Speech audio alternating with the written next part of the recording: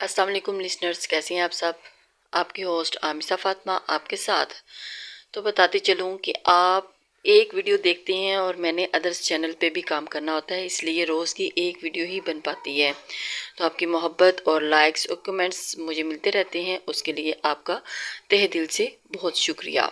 तो बढ़ते हैं आज की नेक्स्ट एपिसोड की जानिब, जो कि बहुत रोमांटिक होने जा रही है। तो उम्मीद करती हूँ कि आपको ये एपिसोड भी बहुत पसंद आए। तो बिना देर किए आगे बढ़ते हैं एपिसोड नंबर 21 की जानिब। अपने शोहर का फ़ायदा उठाने में कैसी शर्म, अमीरा नाक चढ़ाकर बोली। बड़ी बेशर्म हूँ। फिर तो तुम उसके गाल को सहलाते हुए वो उसे बाबर करवा चुका था, लेकिन अमीरा भी ढीठ बनी, उसी की जानिब उसी की ही तगड़ का जवाब दिया। अपने हाथ की पुश्त से सहलाते हुए अंगूठे से उसके निचले सुर्ख हुए होंठ को सहलाते हुए बोला था। अमीरा तो सुर्ख हो चुकी थी, क्योंकि उसकी बेहोशी में, उसके नींद में तो वो उससे शरारतें कर सकती थी, लेकिन उसकी होश में आने के बाद वो उसके साथ बिल्कुल भी शरारत नहीं कर पाती थी, और ये उससे बाहर उसके बस के बाहर था। अमीरा ने शर्माते हुए उसकी जानिब देखा और उसके हाथों को सहलाते हुए, आप तो कम ही बेशर्म होंगे, अमीरा रात के हवाले से तंज कर बोली थी। अब तुम्हारी तरह मेरा इन छोटी छोटी बेबाकियों को से गुजारा नहीं होता ना, इसलिए मैं तो फिर ज़्यादा ही करूँगा, और पप्पियों से कहाँ गुजारा होता है। मुझे तो तुम्हारे पूरे वजूद पर शिद्दतों के निशान निछावर करने हैं, और जब तक मैं ये कर न लूँ, इन शिद्दतों के निशान भी चाहिए होते हैं, जिन्हें देख कर तुम्हें ये एहसास होता रहे कि तुम सिर्फ मेरी हो, और ये कहने का हक भी सिर्फ मेरा है। काज़म ने कहते हुए उसकी जानिब गोया हुआ था, जो अमीरा को बहुत मुतवज्जो करवा चुका था। कंफर्ट उसके सीने से हटाते उसके स्याह निशान पर पड़े। अपने दांतों के निशान पर उंगली फेरी थी, जो कि अभी भी उसे साफ नजर आ रहे थे, जो उसने रात को उसके ऊपर शिद्दतें लुटाई थी। अमीरा एकदम से फिर बौखला कर रह चुकी थी। काज़म खान, सबको ठुकरा कर मैंने तुम्हें चुना है। काज़म खान ने उसकी जानिब मुतवज्जो होकर गोया हुआ था। अमीरा, काज़म खान, उम्मीद है तुम मेरा भरोसा नहीं तोड़ोगी, मुझे दूसरा बलाज खान नहीं बनने दोगी, कभी टूटने बिखरने नहीं दोगी, मेरी हर तकलीफ में, हर मुश्किल में मेरा साथ दोगी। काज़म अमीरा की जानिब उसे मुतवज्जो कर कर बोला था, तुम मेरी दवा बनोगी, हर मुश्किल में मेरी ढाल बनोगी, मुझे कहीं भी बिखरने नहीं दोगी। काज़म खान, मुझे अपने सीने में समेट लोगी और मुझे कहीं गिरने नहीं दोगी, मुझे अपनी बाहों में समेटोगी। मुझसे वादा करो, तुम हमेशा मेरी होकर रहोगी, मेरे अलावा किसी दूसरी की तरफ आंख उठाकर भी नहीं देखोगी, क्योंकि तुम जानती हो कि मेरा तुम्हारे लिए पॉजेसिवपन बहुत ज़्यादा है। नज़र डालना भी तुम वो ना समझोगी। अगर मैं मर भी जाऊं, तब भी तुम खुद को मेरी ही दस्तरस में रखना, मेरी होकर रहना, किसी और के लिए तुम कभी भी निगाह उठाकर नहीं देखना। अमानत समझकर संभाल कर रखोगी। काज़म खान उसकी सब्ज आंखों में देखता हुआ बोला था। अमीरा काज़म खान की इस दीवानगी को देखकर एकदम से हैरान रह गई। क्या ये वही काज़म खान है जो कल तक मुझे सज़ा देने के हक में था, और आज मेरे लिए इतना पॉजेसिवपन दिखा रहा है। अगर आपने मुझे सब कुछ ठुकरा दिया है, तो मैं आपसे वादा करती हूँ कि मैं आपको कभी धोखा नहीं दूंगी, आपको कभी खोने नहीं दूंगी। अमीरा उसके गाल पर अपना हाथ रखती मान से बोली थी, जिसे देखकर काज़म खान का सीना फखर से तन चुका था, जिसने अपनी माँ को अपनी बीवी के लिए डट कर कहा था कि वो मेरी बीवी है, मेरा मान है, मेरा गरूर है, वो मेरे अलावा किसी की तरफ आंख उठाकर भी नहीं देख सकती। काज़म खान का इस वक्त सीना चौड़ा हुआ था, क्योंकि उसे इस बात पर यकीन था कि वो जो दीवानी उसके लिए मर मिटने को तैयार है। आपको अंदाज़ा नहीं क्या हुआ कि आप एक अल्लाह ताला की तरफ से अता करदा नेमत हैं। आप कबूलियत की घड़ी में मांगी गई दुआ का हासिल हैं। आप मेरी किसी नेकी का सिला हैं आप, तो फिर कैसे मैं किसी और के बारे में सोच सकती हूँ। अमीरा ने اپنے جذبات کا اظہار کرتے ہوئے اسے اپنی جانب۔ امیرہ نے اس کے چہرے پر جھکتے ہوئے کاظم کی کھلی آنکھوں پر اپنے لب رکھے۔ آپ کا میرے ساتھ ہونے کا جو احساس ہے نا، وہ بہت خوبصورت ہے، کیونکہ آپ ہیں تو امیرہ ہے۔ امیرہ کاظم خان کے بغیر کچھ بھی نہیں۔ امیرہ کی سانسیں کاظم خان کے ساتھ چلتی ہیں، امیرہ کی دھڑکنیں کاظم خان کی روح کے ساتھ۔ آپ کے ہونے سے مجھے اپنی دنیا خوبصورت نہیں، بہت خوبصورت لگتی ہے۔ آپ کے بغیر دنیا کا تصور بھی نہیں کر سکتی۔ کاظم خان، آپ میری محبت نہیں، میرا عشق ہو۔ میں آپ کے بغیر تو جینے کا تصور بھی نہیں کر سکتی۔ پھر کیسے آپ نے یہ سوچ لیا کہ میں آپ کو ہر مشکل میں اکیلا چھوڑ دوں گی؟ کاظم کے ماتھے سے اپنا ماتھا ٹکاتی روانگی سے بولتی چلی گئی تھی اور کاظم خان کو مغرور بنا گئی تھی۔ اظہار محبت تو بہت اچھے سے کر لیتی ہو، لیکن شوہر کی خدمت کرنا ہے اور وہ کیسے کرو گی، یہ سب جانتی ہو۔ کاظم خان اسے دیکھتے ہوئے اسے بوکھلا کر رکھ چکا تھا۔ وہ اسے اپنی غربت کا احساس دلانے لگا۔ کاظم نے شرارت سے کہتے اس کی ناک دبائی تو امیرہ نے خفا نظروں سے اس کی جانب دیکھا تھا۔ آپ مجھے کسی اور نام سے بھی پکار سکتے ہیں۔ لومڑی کیا ہوتا ہے؟ شوہر اپنی بیوی کو بہت پیارے پیارے ناموں سے بھی پکارتے ہیں، لیکن آپ کیا؟ کاظم اسے تنگ کرتے والی نظروں سے شرارت سے اس کی جانب متوجہ ہو کر بولا، جب مجھے تم میں کچھ اچھا لگے گا اور کچھ محسوس ہوگا تو میں تمہیں کسی اور نام سے بھی پکاروں گا۔ اگر آپ نے مجھے دوبارہ لومڑی بولا تو میں دادی کو سچ میں شکایت لگاؤں گی۔ امیرہ ناراضگی سے کہتی اس سے دور ہوئی اور کمفرٹ اپنے سینے سے اوپر کی جانب کرتے اسے اچھے سے ٹھیک کرنے لگی تھی، جسے دیکھ کر کاظم خان ایک دم اس کو اپنے قریب کر گیا تھا۔ کاظم خان چاہتا تھا کہ وہ اسے بالکل اپنی سانسوں کے قریب تر رکھے اور اسے اپنی نظروں سے بالکل بھی اوجھل نہ ہونے دے، اور امیرہ بھی تو یہی چاہتی تھی۔ اگر دادی کے سامنے تمہاری زبان کھلی تو پھر تم دیکھنا، مجھ سے برا کوئی نہیں ہوگا۔ کاظم خان اسے سختی سے وارن کر چکا تھا، اور میرے خلاف چلی تو یاد رکھنا اس زبان کو اپنے دانتوں سے مجھے زخمی کرنے میں ٹائم نہیں لگے گا۔ اور کمفرٹ سے خود کو چھپا کر مجھ سے کیا چھپانا چاہ رہی ہو، جو کہ میں سب کچھ دیکھ چکا ہوں۔ اب تمہارا کسی چیز کا بھی پردہ لازم نہیں، میرے سامنے تو کسی بھی حالت میں بیٹھ سکتی ہوں، کسی بھی حالت میں رہ سکتی ہوں، کیونکہ شوہر کا اپنی بیوی سے کوئی پردہ نہیں ہوتا۔ اپنے محرم سے کیا چھپانا، رات کو میں سب کچھ دیکھ چکا ہوں۔ اب ہمارے درمیان یہ پردہ فضول ہے۔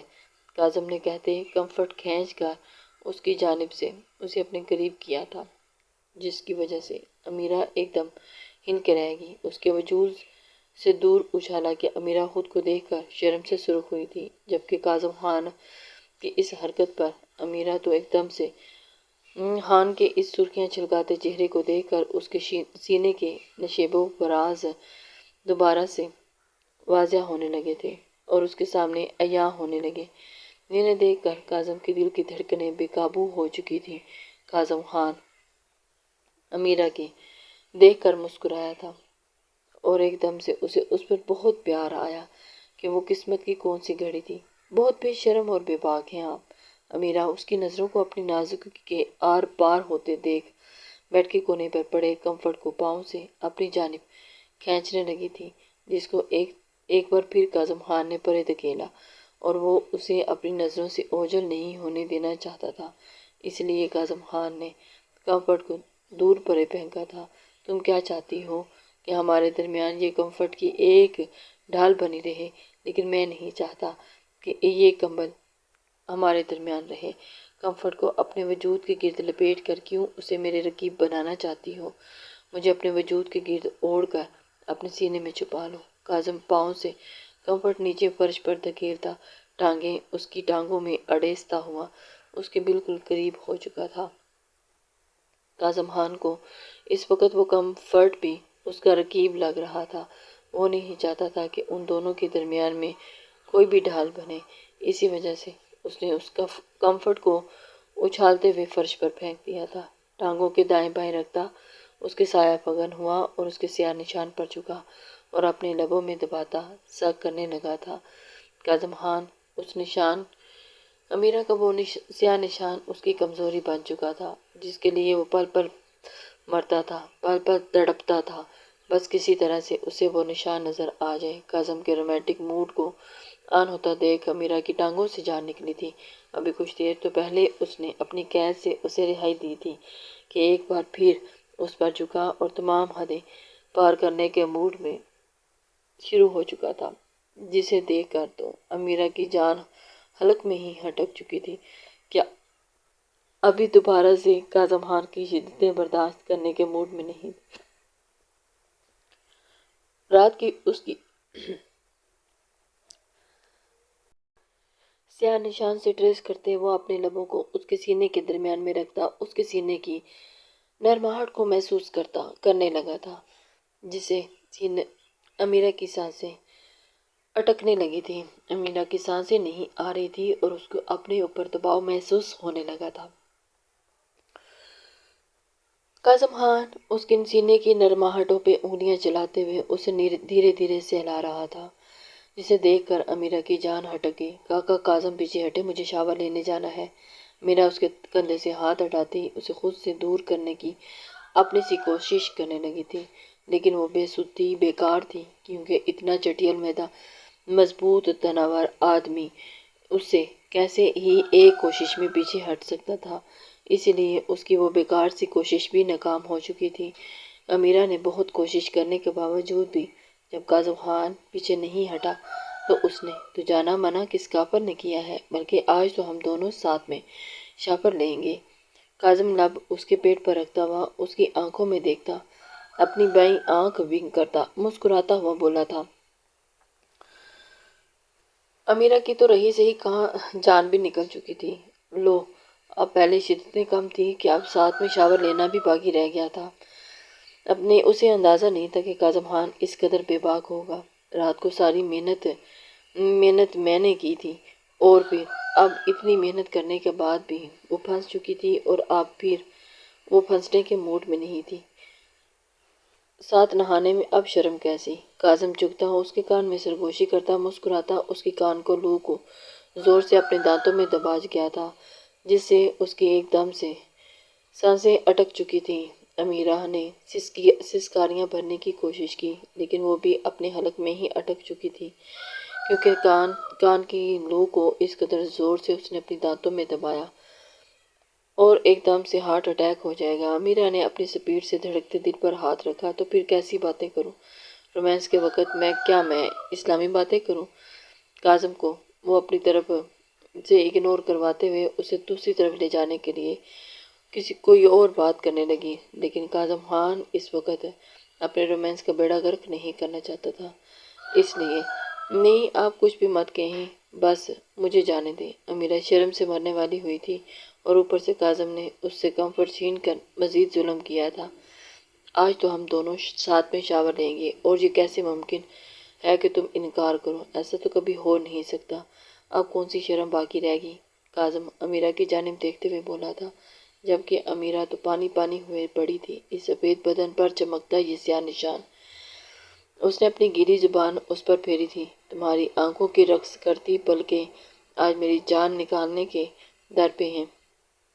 کاظم خان اسے اپنی گیلی زبان پھیرتا ہوا اس کے بدن پر اسے اور بھی ہلا کر رکھ گیا تھا، اور اس کی جان ہتھیلی پر آ چکی تھی، اور اس کے پورے وجود پہ گلابی گالوں کے دانتوں کے زور سے دبایا۔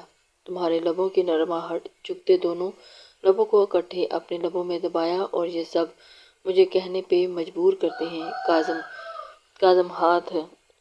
اس کا ہاتھ تھامتے ہوئے اس کے لبوں کو اپنے لبوں سے دباتے ہوئے اسے خود مجبور کر چکے تھے تک، اور اس کی انگلی کے لمس کو رینگتے آہستہ آہستہ نیچے کی جانب جہاں بولا تھا، اور اس کی انگلی کے لمس کو رینگتے نیچے کی جانب جاتا محسوس کر کے امیرہ نے اس کے ہاتھ پر اپنا ہاتھ رکھتے ایسا کرنے سے روکا تھا۔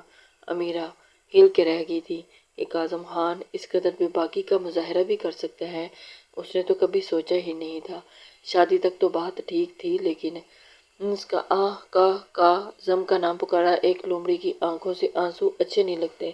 کاظم نے گمبھیرتا سے کہتے ہوئے اس کی آنکھوں میں ٹھہرے آنسو اپنے لبوں سے چنے اور اسے آنسو صاف کیے اور پھر دوبارہ سے اپنے رومانس میں مصروف ہو گیا تھا۔ گمبھیر نروٹھے لہجے میں گویا ہوئی، اگر وہ مزید کچھ دیر کاظم خان کی قربت میں رہی تو یہ انسان اس کا دل بند کر سکتا تھا۔ پہلے ہی اسے سانسیں رک رک کر آ رہی تھی اور اب یہ انسان اس کی دل بند کرنے کے در پہ تھا۔ امیرہ کی اس کی ایک ایک ادا تو حیران اور پریشان کر رہی تھی۔ وہ اس قدر ششدر ہو کر رہ گئی تھی کہ کاظم نے اپنا بھاری وجود، سارا وزن اس کے نازک وجود کے اوپر رکھا تو امیرہ نے اپنی خفا نظروں سے اس کی کالی آنکھوں میں دیکھا، جو نظریں ایک دوسرے سے ٹکرا کر اسی میں کھو چکی تھیں، اور کاظم نے آہستگی سے، بہت آہستگی سے اپنی کارروائی جاری رکھی۔ کاظم خان اسے دھیرے سے سہلاتے ہوئے اپنے وجود کو اس کے وجود میں سمٹ رہے تھا۔ ہونٹوں سے نہ لے لوں کاکا کاظم، کیوں آپ مجھے مارنے پر تلے ہیں؟ امیرہ کہتی اپنا نچلا ہونٹ باہر کو نکالے اسے روکنے کے در پر تھی، لیکن کاظم خان تو آج کسی کی بات سننے کے موڈ میں بالکل بھی نہیں تھا۔ امیرہ کاظم خان کو تڑپانے کے موڈ میں نہیں تھی، کیونکہ کاظم خان اب اسے تڑپا تڑپا کر اس کے حساب برابر کرنا چاہتا تھا۔ پہلے تمہیں شکایت تھی کہ میں تمہارے پاس نہیں آتا، اور اب جب تمہارے پاس آیا ہوں تو تم رونے لگی ہو۔ کاظم اس کی آنکھوں سے نکلتے آنسوؤں کو صاف کرتا اس کی جانب متوجہ ہوا اور اس کی آنکھوں پر اپنے لب رکھ چکا تھا، جسے ایک دم سے امیرہ ہل کر رہ گئی تھی۔ کاظم خان، مجھے آپ سے کسی قسم کی کوئی شکایت نہیں، مجھے آپ کے ساتھ اب اور جہاں نہیں رکنا، پلیز مجھے گھر لے چلیں۔ امیرہ بچوں کی طرح روتی بولی، کیوں؟ ساری بولڈنس ہوا ہوگی؟ کاظم اس کے باہر کو نکلے لب کو ایک دفعہ پھر اپنے لبوں میں دبا چکا تھا اور دانتوں سے وہ اسے اپنی زبان کو اس کی زبان کے سرکل میں گھمانے لگا اور اسے اس قدر شک کرنے لگا کہ امیرہ آپ بہت بے شرم ہیں۔ مجھے تو آپ شکل سے بہت شریف لگتے تھے، مجھے کیا پتا تھا اس شریف چہرے کے پیچھے ایک بے شرم انسان موجود ہے۔ وہ اس کی اس قدر تعریف کر چکی تھی بے باکی سے کہ کاظم خان اس کی جانب دیکھتے ہوئے اسے گویا کروا رہا تھا، تم بھی تو یہی چاہتی تھی کہ میں تمہارے قریب آؤں، تم سے رومانس کروں، شوہر والا رومانس، تو اور تمہیں ہی تو شوق چڑھا تھا میرے پاس آنے کا، میری شرافت ختم کرنے والی تم خود ہو۔ کاظم خان کہتا ہوا اس کی رونی شکل دیکھ کر مسکراتے ہوئے اسے باور کروا چکا تھا۔ امیرہ کی تو سیٹی گم ہو چکی تھی، امیرہ تو رونے والی ہوئی پڑی تھی اور وہ تو بالکل بوکھلا کے رہ چکی تھی۔ اب امیرہ کی بس ہو چکی تھی، وہ کاظم خان کی منتوں پہ در پہ آ چکی تھی اور کاظم خان اسے اٹھا کر اس کے پاس ہوا، رونا بند کرو۔ کاظم نے اسے اٹھاتے اپنی گود میں بٹھایا اور اسے شرٹ پہنانے لگا۔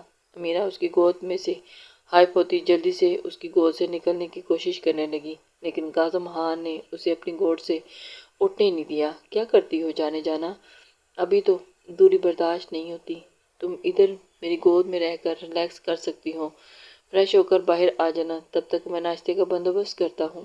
کاظم اس کے ہونٹوں کو چومتا، اسے نیچے فرش پر کھڑا کرتا، خود بھی کھڑا ہوا تھا اور باہر کی جانب نکل چکا تھا۔ لاؤنج میں آتے اس نے کچن کا رخ کیا تھا، جہاں پر اسے ناشتے کا بندوبست کروانا تھا، بلکہ خود ہی کرنا تھا، کیونکہ فارم ہاؤس میں کوئی بھی نہیں تھا۔ وہ دونوں اس وقت اکیلے تھے، لیکن کاظم خان کے سامنے رونا نہیں چاہتی تھی، اس لیے کہتی واش روم میں بند ہوئی، پاگل۔ کاظم واش روم کے بند ہونے کے بعد کاظم خان باہر کی جانب نکل پڑا تھا۔ کاظم خان ناشتے کے لیے ارینجمنٹس دیکھنے کے لیے گیا اور امیرہ واش روم میں بند ہو چکی تھی۔ امیرہ کاظم خان کے سامنے بالکل بھی رونا نہیں چاہتی تھی، اس لیے وہ فوراً سے کہتے اب واش روم میں چلے گی اور پھر اپنی تیاری کر کے ڈریسنگ ٹیبل کے سامنے آ کر کمرے میں ہی رکھ آئی تھی۔ کمرے میں مسلسل بجتے الارم کلاک کی آواز ڈسٹرب کر رہی تھی۔ الارم کے بجتے بجتے ہی اس کے کان کی سیٹی گم ہوئی تھی اور وہ فوراً سے الارم بند کرنے کے لیے ہاتھ بڑھاتے ہی بند کیا تھا، اور ہینا کے سینے سے سر اٹھا کر ہینا کے ایک جانب ڈھلکے ہوئے سر کو دیکھتے اس کے لب مسکرائے اور اس نے جھک کر ہینا کی گردن کو اپنے لبوں سے رب کیا تھا اور اس کو سگ کرنے لگا۔ ہینا تو ایک دم سے بوکھلا چکی تھی۔ یہ دونوں اس قدر جنونی تھے کہ اپنی بیگمات کے ساتھ جنون کی حد تک رومانس چاہتے تھے، اور ان کی طرف سے کوئی بھی ان کی طرف آنکھ اٹھا کر نہ دیکھے تو میرے لیے اس میٹھی نیند جیسی ہو جو ایک مزدور کو کڑی مشقت کے بعد میسر آتی ہے، جس کی آغوش میں آ کر وہ اپنی ساری تھکن بھول جاتا ہے۔ بالکل ایسے ہی تم میرے لیے ہو۔ پلیز مجھ سے دور کبھی مت جانا۔ معتصم خان ہنا کی باہوں میں اپنا کندھے پر سر رکھتا ہوا کان میں سرگوشی کرتا، اس کے کان کی لو کو محبت سے چومتا، اس کے اوپر سے اٹھا اور بیڈ سے نیچے اترتے اس نے کمرے کی لائٹ آن کرتے سامنے دیوار پر لگی گھڑی کی جانب دیکھا تھا، جو صبح کے اس وقت 10 بجا رہی تھی، اور کوئی بھی ان کے روم کی جانب نہیں بڑھا تھا۔ اس وقت وہ روم میں تھے اور اپنی محبتوں کے دریا میں گم تھے۔ جانے جہاں، اٹھ جاؤ، فجر کی نماز کا ٹائم ہو گیا ہے۔ معتصم اپنے کپڑے وارڈروب سے نکالتا اونچی آواز میں بولا تھا، جہاں اینا ایک دم سے اٹھ چکی تھی۔ وہ دونوں، معتصم کچھ بھی ہو جائے صبح بیداری اس کی ضرور ہوتی تھی، وہ فجر کی نماز ضرور پڑھتا تھا، اور اس نے ہنا کو جگاتے وارڈروب کی جانب بڑھا تھا۔ ہنا سیدھی ہوتی ہوئی اٹھ رہی تھی اور معتصم اسے دیکھتا واش روم میں بند ہوا۔ کچھ منٹ وہ فریش ہوا، واپس آیا تو ہنا ابھی بھی اسی پوزیشن میں سو رہی تھی۔ معتصم اسے اٹھانے کے چکر میں دوبارہ اس کی جانب متوجہ ہوا۔ ہنا، اٹھ جاؤ، جانے جہاں، اٹھ کے نماز ادا کرو، فجر کی نماز کا ٹائم ہو چکا ہے۔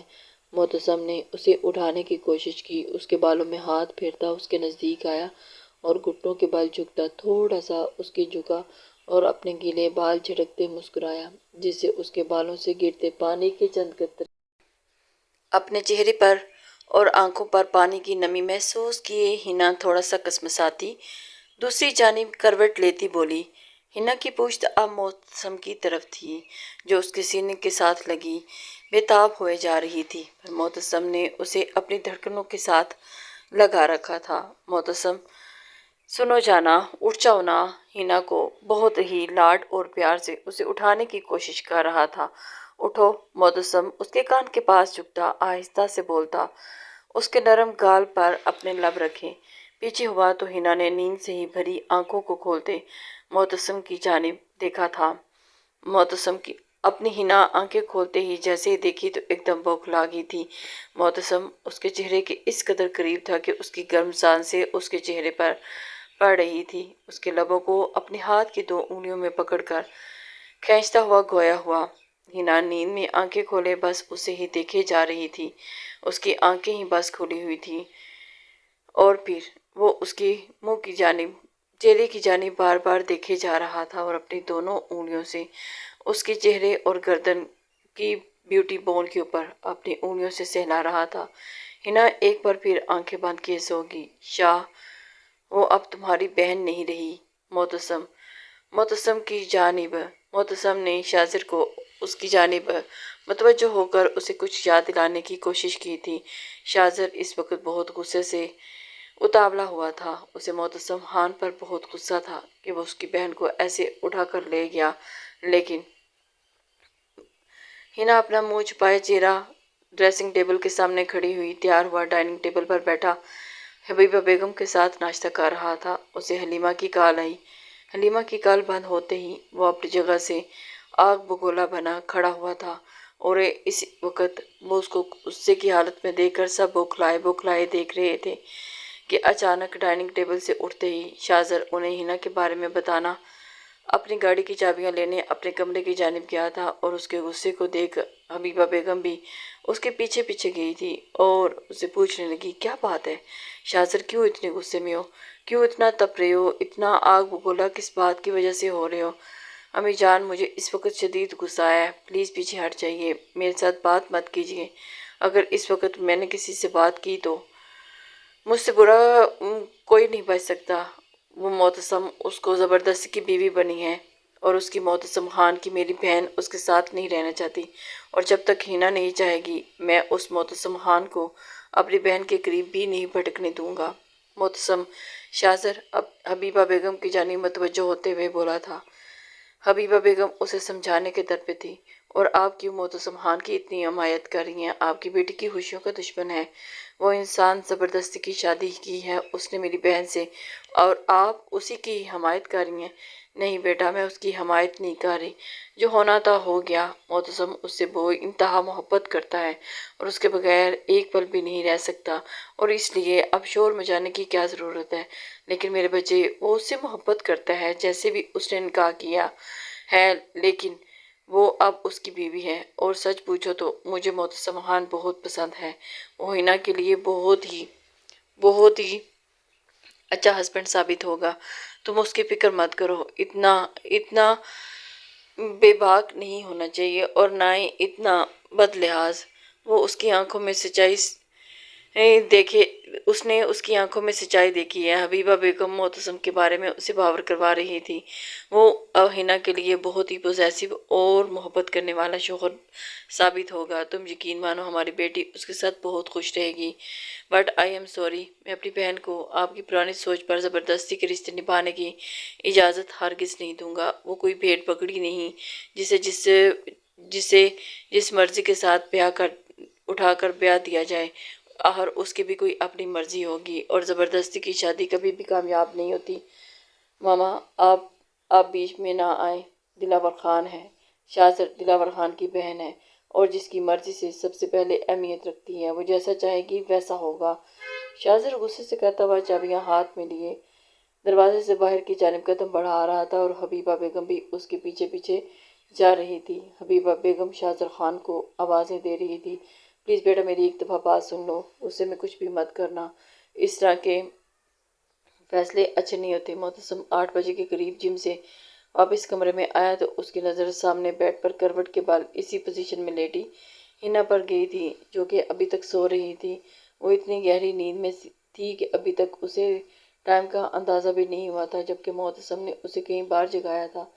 اتنے ایسا لگ رہا تھا جیسے صدیوں سے جاگی تھی، اور آج جب اسے نیند کا موقع ملا تو وہ اپنی مکمل نیند سے بیدار ہونے کی کوشش میں نہیں تھی۔ وہ اپنی نم ہوئی داڑھی پر ہاتھ پھیرتا ہوا ہنا کی جانب بڑھا اور جھٹکے سے اسے اپنی باہوں میں اٹھا کر واش روم کی جانب گیا، اور اسے واش بیسن پر بٹھاتا ہوا اس کے منہ پر پانی کے چھینٹے مارنے لگا تھا، جس سے ہنا بوکھلا گئی تھی اور ایک دم سے حیران ہوتی دیکھ رہی تھی کہ یہ کہاں، میرے ساتھ کیا ہو رہا ہے۔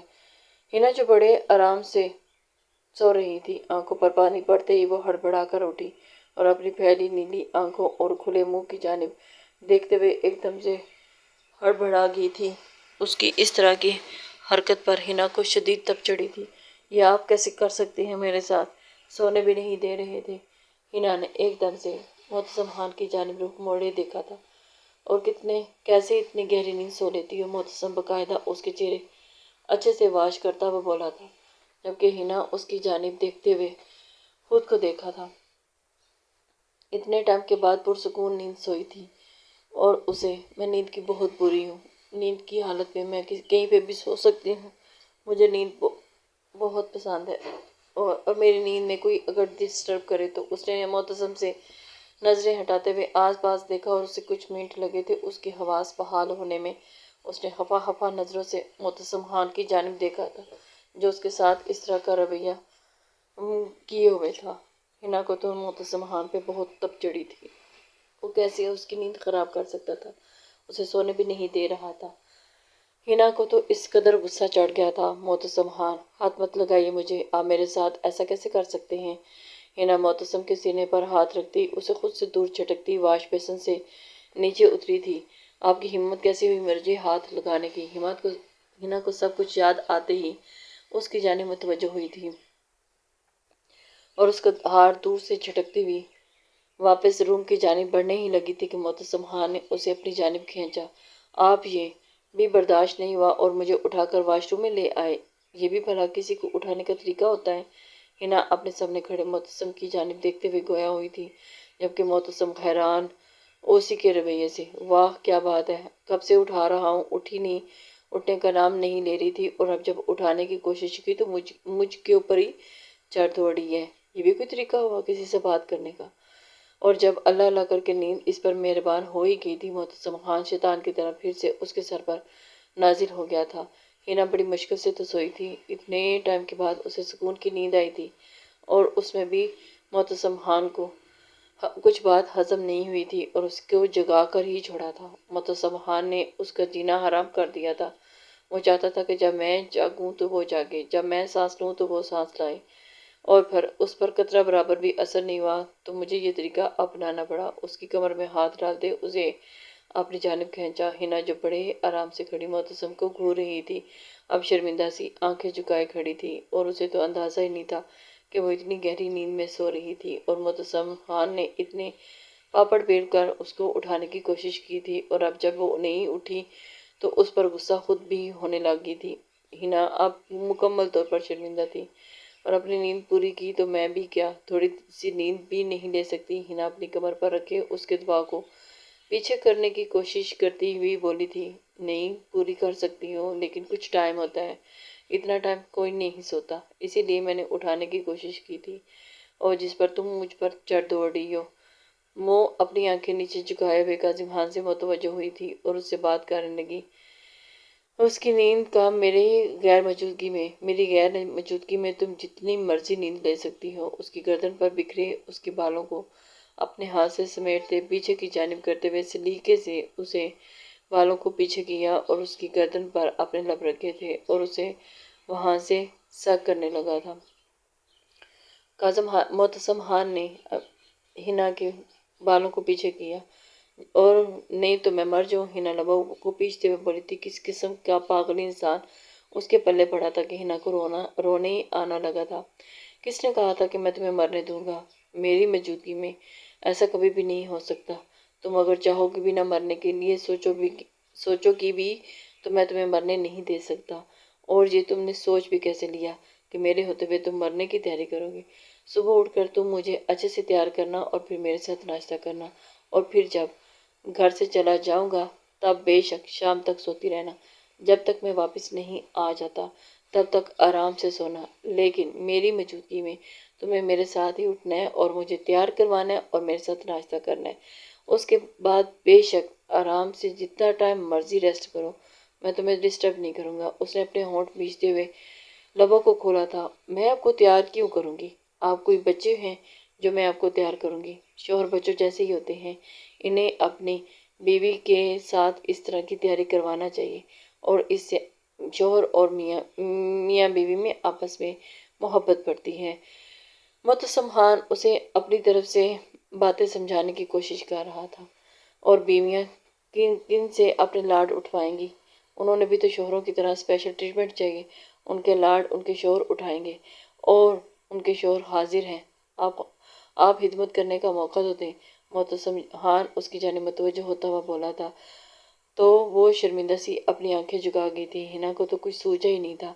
वो अपनी बात करके खुद ही अपने लफ्जों में फंस चुकी थी और उसके लबों को चूमता हुआ हिना ने जल्दी से अपने दोनों हाथ अपने लबों पर जोर से जमाए थे। आज से आप मेरे होंठों पर किस नहीं करेंगे, समझे आप? क्यों?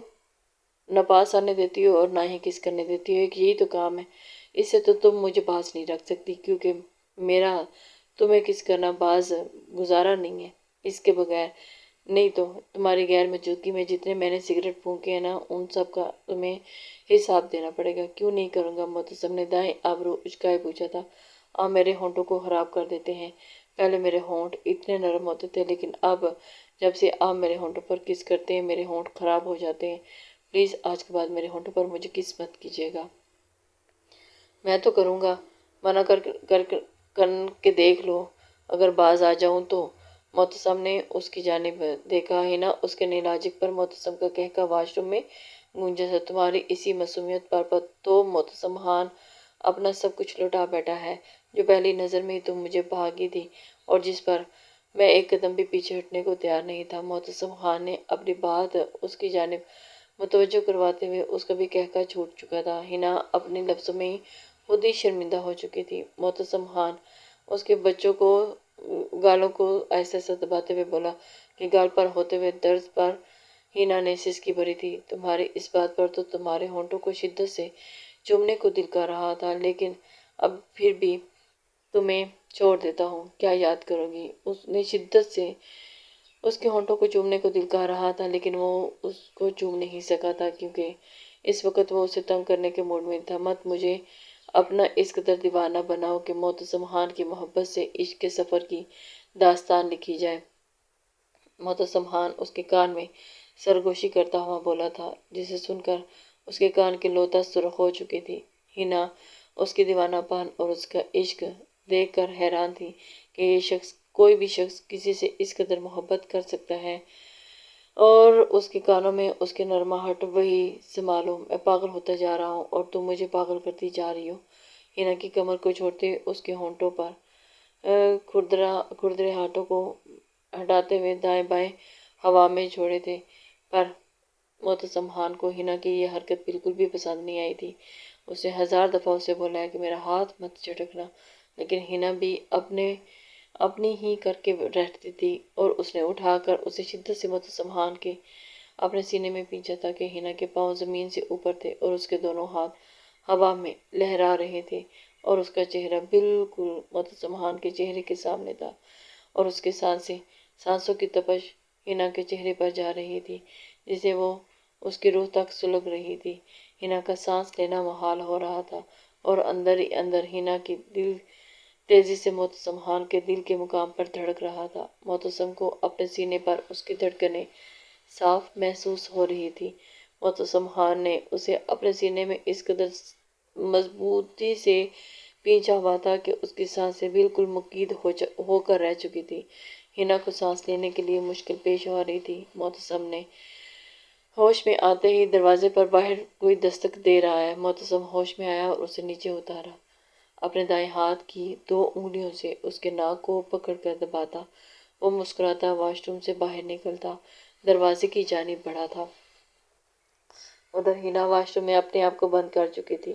معتصم روم کی جانب آ کر دروازے کی جانب آتے ہی اس نے ڈور اوپن کیا، اور پھر اسے ڈبوں کو دیکھا اور معتصم سمجھ گیا تھا کہ ان میں کیا ہے۔ معتصم نے اس کے ہاتھ سے ڈبے پکڑتے ہوئے دروازہ بند کرتے ہوئے لاک کیا تھا، اور پھر دوبارہ سے ہنا کی جانب متوجہ ہوا تھا۔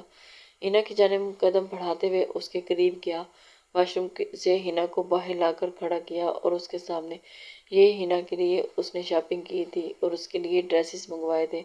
یہ تمہاری ڈریسز ہیں کیا؟ سچ میں؟ معتصم کے بتانے پر ہنا خوش ہوتی ہوئی بولی تھی اور بھاگتی اس کے پاس آئی۔ ابھی نہیں۔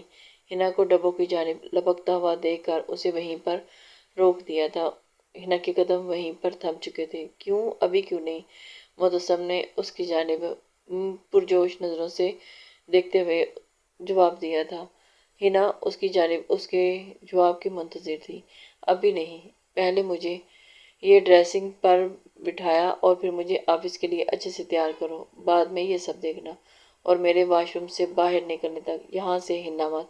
معتصم اسے وارننگ دیتا ہوا جلدی سے واش روم کی جانب بڑھا تھا، جو کہ ہنا کو اب ڈریسنگ کے اوپر بٹھا کر اسے انتظار کے لیے چھوڑ کر واش روم کی جانب جا چکا تھا۔ اسے جلدی سے تیار کرنا تھا۔ 5 منٹ بعد معتصم خان فریش ہوتا ہوا باہر نکلا کہ معتصم خان کو صرف ٹاول میں دیکھ ہنا کی نیلی آنکھیں پھیلی تھی۔ نظریں معتصم کی باڈی سے ہوتی ہوئی اس کے سینے پر جا اٹکی تھی، جو بالکل شرٹ لیس تھا۔ اس نے تو اپنی شرم کے مارے اپنی آنکھیں ہی جھکا لی تھی۔ معتصم خان اس کے سامنے کھڑا تھا اور اسے ہی اب مسکراتے ہوئے اس نے مڑتے ہوئے وارڈروب کی جانب گیا، اور جس سے ہنا کا سکتہ ٹوٹا تھا، اور اس نے ہاتھ اپنی گردن پر پھیرتے خود کو ریلیکس کیا تھا۔ ہنا ریلیکس، کچھ نہیں ہوتا، ہم میاں بیوی ہیں، اور تمہیں یہ کیا کون سا شرم کا نیا بھوت چڑھا ہے؟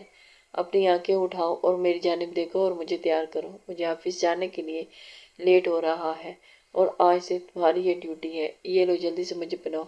سوٹ ہنا کے سامنے کیا۔ ہنا نے معتصم کے ہاتھ میں پکڑا گرے سوٹ کو دیکھا اور پھر معتصم کو۔ معتصم اسی کی جانب دیکھ رہا تھا اور انتظار میں تھا کہ کب ہنا اسے وہ ڈریس پہنائے گی۔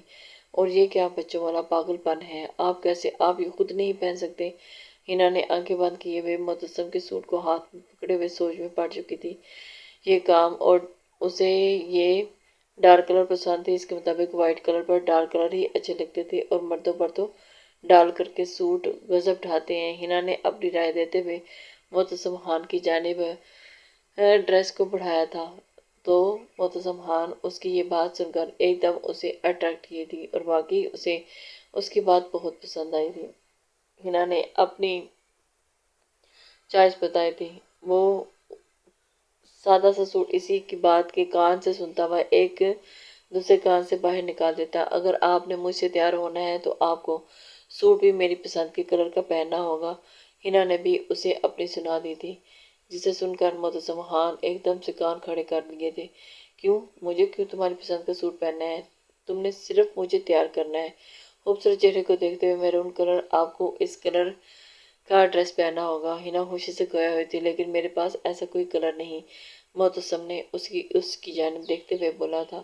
کوئی بات نہیں، آپ نیا لے آئیے گا اور آپ کو یہ کلر بہت سوٹ کرے گا، آپ ایک دفعہ پہن کر تو دیکھیں۔ معتصم نے اس کی بات پر ایگری ہوتے ہوئے میرون کلر کے بارے میں سوچا تھا اور اسے کہہ ڈالا کہ ٹھیک ہے، مجھے یہ کلر اگر پسند نہیں آیا تو ٹھیک ہے، کل تم میرے ساتھ جانا اور اپنی پسند کے ڈریسز لے لینا اور وہ پہن لیا کرو گا، پر ابھی فی الحال ہمیں اس سے کام چلانا ہوگا۔ معتصم نے اسے دوبارہ سے ڈریس کی جانب متوجہ کیا تھا جو کہ اس کے ہاتھ میں تھا، اور ہنا نے اس کی بات مانتے ہوئے اسے اپنے ہاتھ چلانے شروع کر دیے تھے۔ اسے تیار کرنے کے لیے اسے کافی ہمت کی ضرورت تھی۔ منہ باہر کو نکالتے آنکھوں کو چھوٹا کرتے پوچھا تھا، معتصم خان تم سے کبھی جھوٹ نہیں بول سکتا۔ معتصم خان اس کے باہر کی جانب نکلے ہونٹوں کو اپنے لبوں سے دباتا ہوا اسے اس کی سانسیں روکنے کے در پہ تھا۔ ہنا ایک دم سے پھر اس کے شکنجے میں پھنس چکی تھی۔ کیا مصیبت ہے، کس مصیبت کے ہاتھے چڑھ گئی ہے کہ بار بار اسے جین چڑھ جاتا ہے۔ جلدی سے اپنے لب ٹھیک کر گئی تھی اور سوٹ اس کے ہاتھ سے لیتی، اس کی باڈی سے نظر چراتی، شرٹ نکال کر اسے پہنانے لگی تھی۔ شرٹ بازو سے اوپر کرتی ہوئی اس سے نظریں ملی تھی، وہ نیلی آنکھوں والی خوبصورت سی حسینہ اسے دل میں جا کر لگی تھی، اور اس کے دل کی ملکہ آج اس کے بے حد قریب تھی، جو اسے آفس جانے کے لیے ریڈی کروانے میں اس کی ہیلپ کروا رہی تھی اور جو اسے بہت اچھا لگ رہا تھا، جو اسے دیکھ کر مسکرا رہا تھا۔ ہنا نے آنکھیں چبکتے ہوئے جلدی سے اپنا منہ بند کیا اور پھر شرٹ پہناتے جلدی سے اس کے بٹن بند کرنے لگی تھی۔ شرٹ کے بٹن بند کرتے ہی اس نے اپنی نظریں جھکا لی تھی۔ اب بس، اب باقی آپ خود تیار ہو۔ معتصم کی جانب دیکھتے ہوئے اس نے اپنی نظریں چراتے ہوئے اس کی جانب دیکھا تھا۔ معتصم خان اسے جان بوجھ کر چھیڑا تھا۔ بڑا اچھا کیا، بڑے کیے پوچھا۔ نہیں میری جان، ابھی اتنا نہیں ظلم کر سکتا تم پر، اسے میں خود پہن لوں گا۔ معتصم اس کے ہاتھ سے پینٹ پکڑتا ہوا ڈریسنگ روم میں بند ہوا اور کچھ منٹ کے بعد وہ واپس آیا تھا، جو کہ مکمل ڈریس اپ تھا اور خود ڈریسنگ کے سامنے کھڑے ہوتے ہوئے اپنے بالوں کو سیٹ کرنے کی کوشش کر رہا تھا، اور اس نے ہنا کو ڈریسنگ کے اوپر بٹھا دیا تھا۔ میرے بال بناؤ۔ معتصم برش ہنا کے ہاتھ میں تھامتا ہوا اس کے دائیں بائیں جانب ہاتھ رکھتا ہوا تھوڑا سا اس کے سامنے جھکا اور اس کی نزدیکی سے فضل ہوتے ہوئے ہنا نے جلدی جلدی اس کے بالوں میں برش پھیرنا شروع کر دیا تھا۔ ہنا تو سمجھ میں نہیں آ رہا تھا کیسا دیوانہ پاگل اسے ہسبینڈ ملا ہے جس کے ناز نخرے اٹھانے پڑیں گے اب۔ ہنا تو دل ہی دل میں ایک ہو چکی تھی۔ ہنا اپنی طرف سے اچھے سے سیٹ کیے بولی تو معتصم نے سر اٹھا کر پیچھے آئینے میں دیکھا، بالکل ویسے ہی سٹائل تھا جیسے وہ اپنے بالوں کا بناتا تھا۔ تو مطلب آپ کو ٹریننگ دینے کی ضرورت نہیں، آپ تو بہت اچھے سے کام کر سکتی ہیں، ہنا کی جانب متوجہ ہوتے ہوئے بولا تھا۔ ہنا تو اپنے منہ بند کر کے خاموشی سے کھڑی ہو چکی تھی۔ چلو اب یہ جیل اٹھاؤ اور اچھے سے میرے بالوں پر لگاؤ۔ معتصم جیسا جیسا کہہ رہا تھا ہنا بالکل ویسے ہی کر رہی تھی، بالوں کو سیٹ کرتے اس کی داڑھی اور مونچھوں کو بھی وہ سیٹ کر رہی تھی۔ ہنا کو کچھ تو اندازہ تھا کہ اس کو کیسے ہینڈل کرنا ہے، وہ بہت آرام سے اور پیار سے اس کو ہینڈل کرنے کی کوشش کر رہی تھی، جبکہ معتصم اس کی ہر ایک ادا کو نوٹس کر رہا تھا۔ وہ بہت پیار سے اس کے ہر کام کر رہی تھی۔ اس کی داڑھی کو چہرے پر سیٹ کرتے ہوئے سیدھی ہو کر بیٹھی تو ہم سب کچھ ہو گیا، لیکن ٹائی رہ گئی ہے۔ معتصم آئینے میں اپنا جائزہ لیے بولا اور بیڈ پر پڑی اپنی ٹائی اٹھا کر اس کے پاس لایا تھا۔ اب یہ بھی شاباش جلدی سے لگا دو۔ ہنا نے اس کی جانب دیکھتے ہوئے ٹائی کو دیکھا اور پھر خاموش ہو گئی تھی۔ یہ آپ خود باندھ لیں۔ ہنا نے گھور کر اپنے ہاتھ میں پکڑی ٹائی کو دیکھا۔ مجھے یہ باندھنی نہیں آتی، یہ آپ خود لگا لیں۔ ہنا افسوس سے بولی۔ یہ تمہیں باندھنی نہیں آتی تو کوئی بات نہیں، میں سکھا دوں گا، لیکن بندھوانی تو میں نے تم سے ہی ہے، کیونکہ مجھے اچھا لگتا ہے کہ میری بیوی ہی مجھے تیار کرے اور پھر میں آفس کے لیے نکلوں۔